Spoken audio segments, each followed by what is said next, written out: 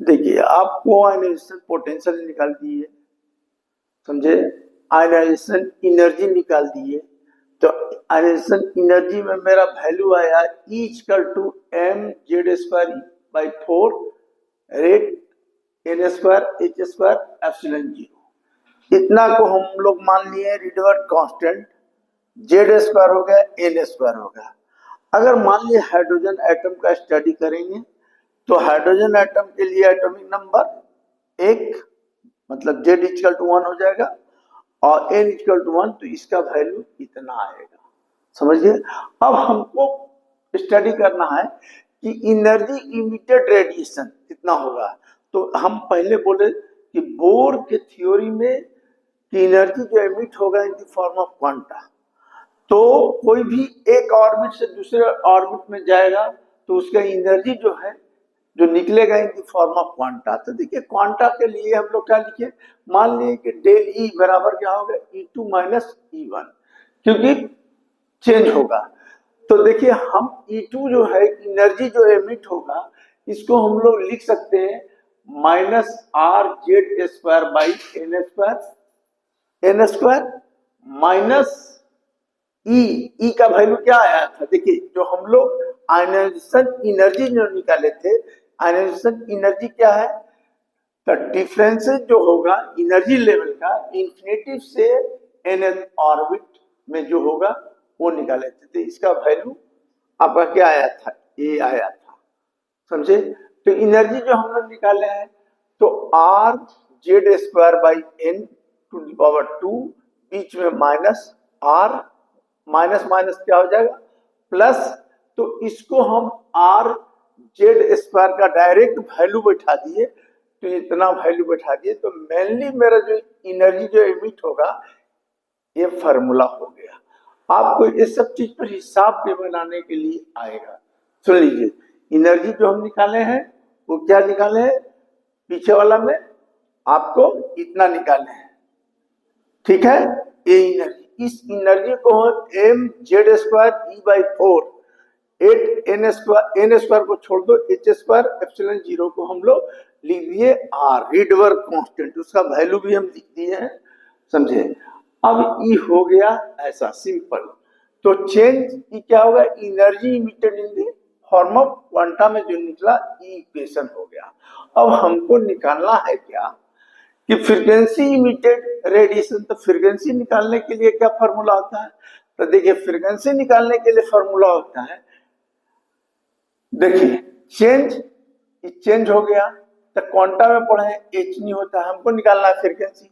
तो H new तो del E by H हो जाएगा। और डेल ई को क्या लिखते हैं, small change in energy emitted जो होगा, तो ई लिख दिए E2 minus E1 by H. इतना का वैल्यू क्या लिखे थे आप, आर जेड स्क्वायर ही है, अगर वैल्यू नहीं बैठाएंगे तो R Z square 1 by N1 square minus 1 by N2 square. तो ये आपका फ्रीक्वेंसी भी निकल गया। तो फ्रीक्वेंसी भी निकल गया। अच्छा, ये न्यू क्या है, फ्रीक्वेंसी, याद रखिएगा। अब कहता है वेवलेंथ निकाल लें। तो आप जानते हैं कि वेवलेंथ, तो वेवलेंथ का मतलब क्या होता है कि डिस्टेंस, अगर देखिए वेवलेंथ का मतलब होता है distance between the crest and trough, अगर निकल रहा है। अच्छा, ये भी आप वेवलेंथ का मतलब हो गया। तो आप जानते हैं कि वेवलेंथ के लिए निकालने के लिए ई क्या है, एच न्यू एनर्जी है। तो न्यू बराबर क्या होगा, ई बाई एच, ठीक है, ई बाई एच हो गया। अच्छा, या तो आप पढ़ रहे हैं क्या क्वांटम मैकेनिक्स, तो उसमें डी ब्रोगली ने सीधे डायरेक्ट कहा है, क्या बोला है कि लेमडा जो होगा एच बाई पी होगा। मतलब दोज डी ब्रोगली इंट्रोड्यूस किया कि electron behave as a wave कुछ wavelength is lambda equal to H by P. अगर मोमेंटम निकालना रहा तो पी बराबर क्या हो जाएगा, एच बाई लेमडा, आप निकाल सकते हैं। लेकिन हमको यहां निकालने का रहा वेवलेंथ। तो वेवलेंथ निकालने के लिए हम लोग क्या कर रहे हैं, तो देखिए वेवलेंथ निकालने के लिए हमको, देखिए अभी हमको वेवलेंथ निकालना है। तो पहला तो आप जान लीजिए कि ये जो फ्रीक्वेंसी वेवलेंथ वेव नंबर, तो वेव नंबर क्या होता है? तो कोई भी वेव चलता है तो आप पढ़ेंगे, अगर वेव थ्योरी ऑफ लाइट पढ़े होंगे या वेव थ्योरी ऑफ लाइट में है और प्रोग्रेसिव वेव में है वेव नंबर। तो वेव नंबर क्या होता है? तो कोई पूछेगा तो बोलिएगा it is a reciprocal of wavelength. समझे? ये होता है ऐसे 2 पाई बाई लेमडा, इसी को के बोलते हैं। तो वेव का जब इक्वेशन आता है तो बाई बराबर ए साइन ओमेगा टी माइनस के एक्स होता है, जहां के क्या है? 2 पाई बाई लेमडा, और 2 पाई बाई लेमडा को हम लोग बोलते हैं वेव नंबर। याद रखिएगा, ये सब आप पढ़ना था 11 में, ये 11 में था। तो वेव नंबर, तो कोई पूछेगा वेव नंबर क्या है? तो it is a reciprocal of wavelength, wave number हो गया। तो ई वेव नंबर है, इसको डिनोट क्या चीज से करते हैं? तो न्यू से। E equal to wave number हो गया। अब वेव नंबर बराबर जानते हैं, जहां लेमडा है तो सी बराबर क्या होता है? New lambda. अब 1 बाई लेमडा बराबर क्या हो जाएगा, या लेमडा बराबर क्या हो जाएगा? तो सी बाई न्यू हो जाएगा। तो यहां हमने क्या किया है? सी लेमडा को लिख दिया सी बाई न्यू, तो सी बाई न्यू हो गया। अब सी बाई न्यू हो गया, लेकिन हमको पहले निकालना है वेव नंबर। तो वेव नंबर ये जो निकाले हैं ई इक्वल टू इतना हो गया वेव नंबर। अब लेमडा निकालना है, तो लेमडा बराबर क्या होता है? 1 बाई लेमडा को हम लोग क्या बोलते हैं? 1 बाई लेमडा को वेव नंबर। अब हमको 1 बाई लेमडा निकालना है, तो 1 बाई लेमडा निकालने के लिए आप चाहिए तो यहां से भी निकाल दे सकते हैं। तो 1 बाई लेमडा इक्वल टू इतना बाई एस सी कर दिया। क्यों भाई ऐसा कर दिया? तो आप जानते हैं 1 बाई एस सी बराबर इतना आ गया। कैसे भाई? तो आप यहां से कर सकते हैं ई बराबर एच न्यू बराबर क्या हो गया? सी बाई न्यू बराबर क्या होगा? C by lambda. S C by lambda आ गया, तो यहां कर दिए, देखो एस सी बाई लेमडा आ जाएगा, तो इतना आ गया ना। तो ये आपका हो गया 1 बाई लेमडा को वेव नंबर में निकाल दिए। अब निकालना है वेव नंबर। जब निकाल दिए, अगर कोई पूछा आपसे वेव नंबर निकाल दिए, समझे? अगर कोई पूछा आपसे कि मोमेंटम निकालिए, तो देखिए मोमेंटम का मतलब कैसे निकलेगा? तो मोमेंटम ऑफ फोटन, जैसे स्पेक्ट्रल लाइंस निकल रहा है, तो टू एवरी एक्शन की अपोजिट एक थर्ड लॉ बोलता है कि to every action there is equal and opposite action. तो कहता है कि रिकॉलिंग ऑफ एटम, मतलब अगर स्पेक्ट्रल लाइंस निकल रहा है तो फोटन होगा, तब फोटन रिकॉल करेगा, तो मोमेंटम ऑफ फोटन क्या होगा? तब मोमेंटम ऑफ फोटन आपको हम बताए कि लेमडा इक्वल टू होता है एच बाई टी। तो हमको मोमेंटम कहेगा तो एच बाई लेमडा हो जाएगा। तो ये क्या होता है? पी मोमेंटम है, तो ये मोमेंटम हो गया।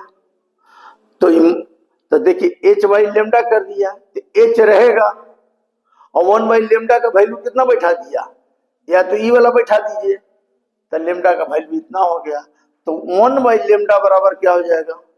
देखिए एच कैंसिल हो गया, तो 1 बाई लेमडा बराबर हो गया R 1 by N square by 1 by N two. अब हाइड्रोजन के लिए तो हाइड्रोजन से कितना स्पेक्ट्रल लाइंस निकलता है? तो स्पेक्ट्रल लाइंस क्या होता है? तो देखिए spectral number of spectral lines. तो देखिए नंबर ऑफ स्पेक्ट्रल लाइंस निकालने के लिए क्या होता है कि इलेक्ट्रॉन्स फॉल करता है अगर कोई n2 ऑर्बिट से, मतलब क्वांटम नंबर से n1 में जाता है, तो इसका एक फार्मूला होता है, याद रखिएगा कि स्पेक्ट्रल लाइंस क्या है। तो स्पेक्ट्रल लाइंस क्या है? तो number of spectral lines emitted जो होगा, समझे, वो या फॉल करेगा from principal quantum number n2 से मान लो n1 में गया, तो उसके लिए एक फार्मूला होता है नंबर ऑफ स्पेक्ट्रल लाइंस से कि n2 - 1 + 1 कर देंगे, इंटू n2 - 1/2 होता है। अब कहते हैं कि ये क्या है, वेयर n2, अगर वेन n2 को n मान लीजिए, मतलब quantum number of highest energy level को, मतलब हम क्या बोले कि हायर से लोअर जाएगा, समझे। तो पहले आप जानते हैं कि अगर हायर से लोअर जाएगा तो एनर्जी रिलीज करेगा, और लोअर से हायर जाएगा तो एब्जर्व करेगा। तो यहाँ लीजिए quantum number of highest energy level है n2, उसको मान लिए n, और n1 को मान लिए पहला। तो क्या हो जाएगा, इसमें बैठाएंगे तो n2, देखिए n2 को n कर दिए, n1 को 1 कर दिए, 1 1 कैंसिल, ई हो गया n, n2 को n - 1, ई आ गया ई। अच्छा, तो ई फार्मूला हो गया n -1/2। तो कोई भी कहेगा कि स्पेक्ट्रल लाइन जो एमिट होगा वो क्या होगा, तो ये फार्मूला याद रख लिएगा, n -1/2।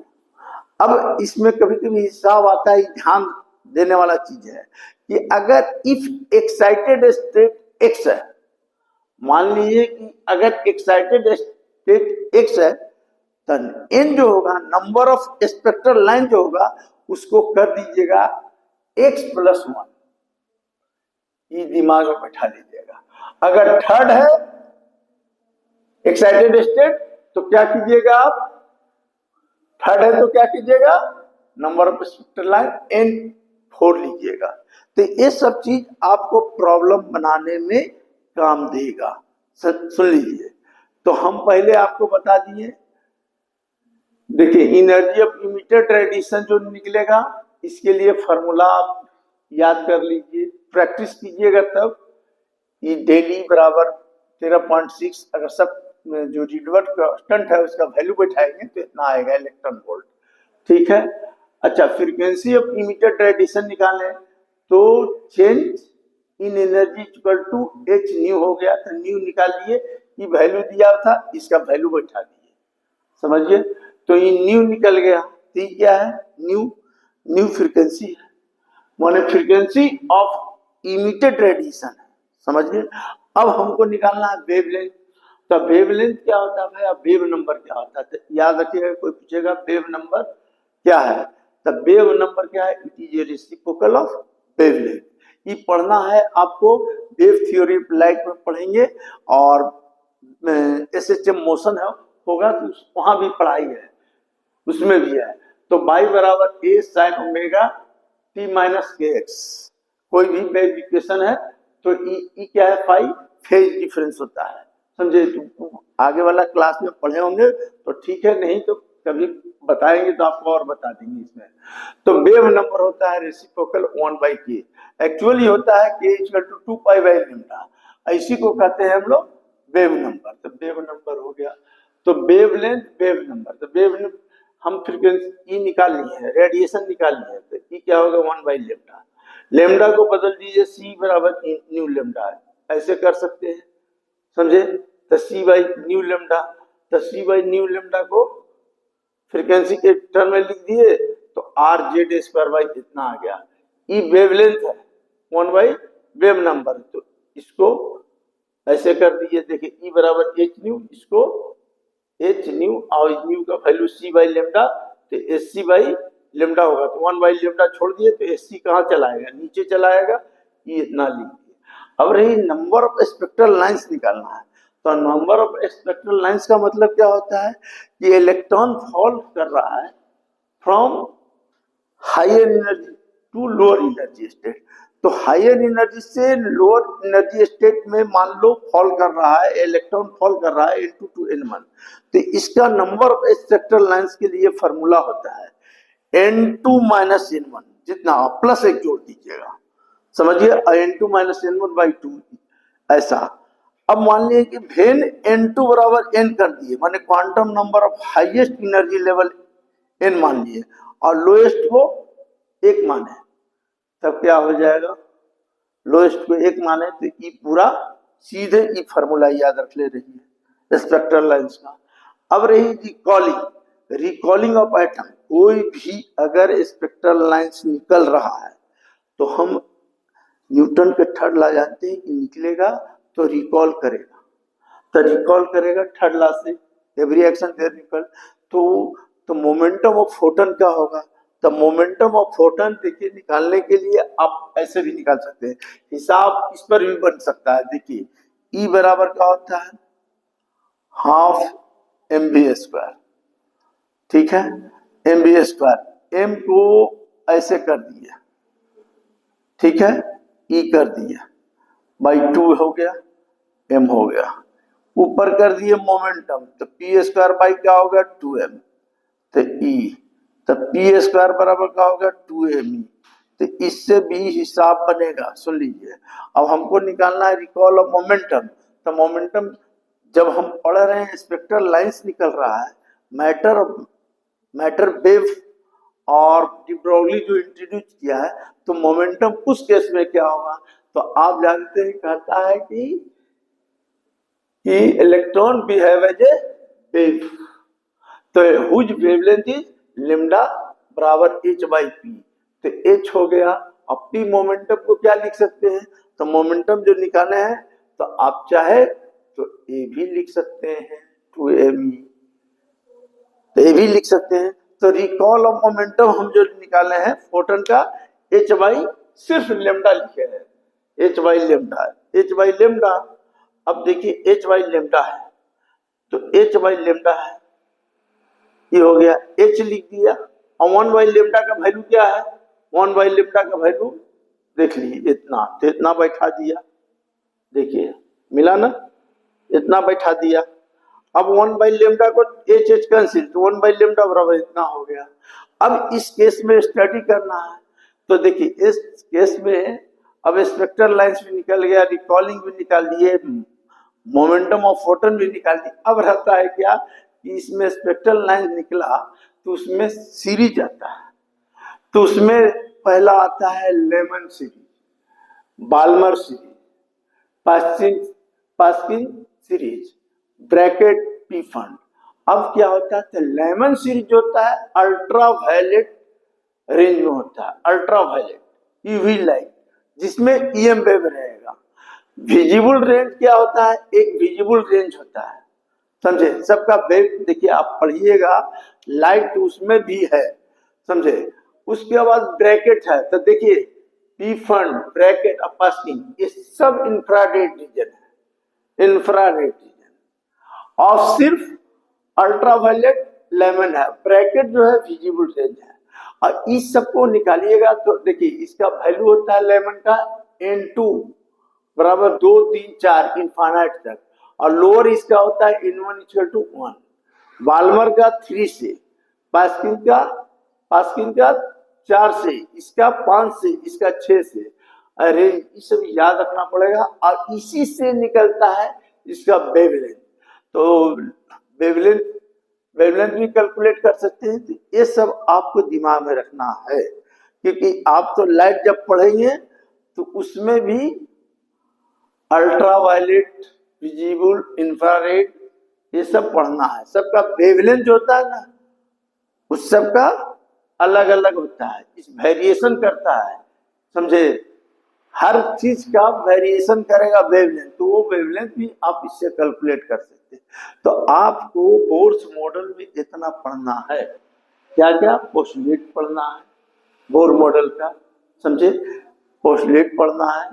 उसके बाद बोर मॉडल में चारों पोस्टुलेट, उसका सब जितना है कैलकुलेट करना है, और सब फार्मूला आपको याद करना है। इस पर प्रॉब्लम बहुत आता है, तो हम प्रॉब्लम में भी हो सकता है कि अगले क्लास